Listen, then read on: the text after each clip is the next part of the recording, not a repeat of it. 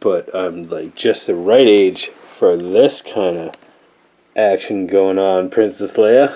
Hey there, lady.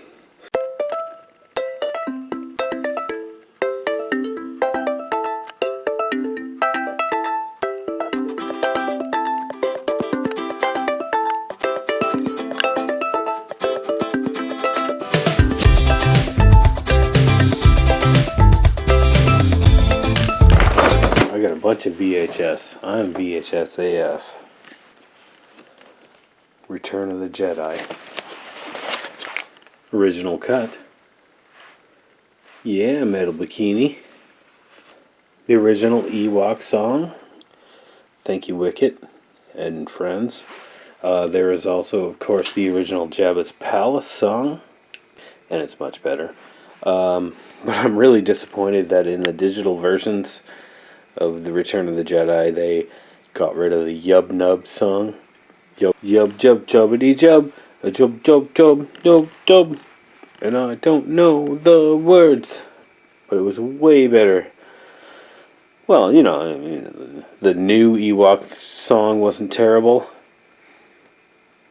Actually, it was quite good, and let's be honest, it was a little better than the Yub Nub song, but Yub Nub has a special place in my heart. Yeah, sorry, Wicket. Decisions were made. Don't you agree, Billy D? Return of the Jedi was a fucking cool movie. I mean, there's so much more they could have done with this movie.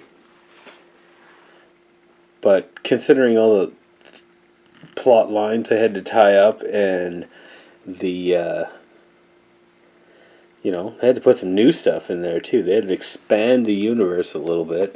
And I love Return of the Jedi. It's my least favorite of the original trilogy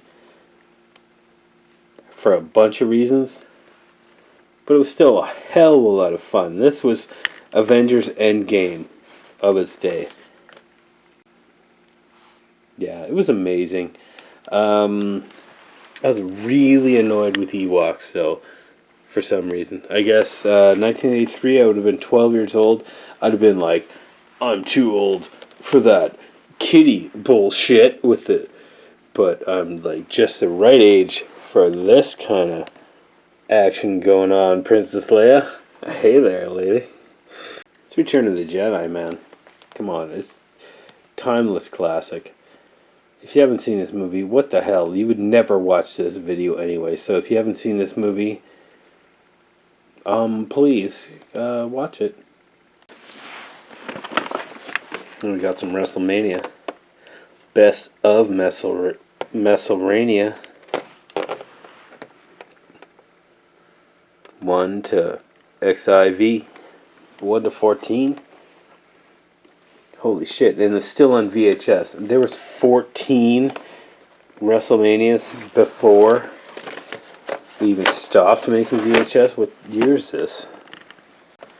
Oh my god, 1998. I don't know, if you think wrestling's cool, then yeah, cool, but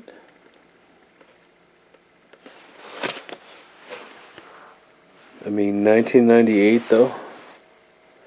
1998 though.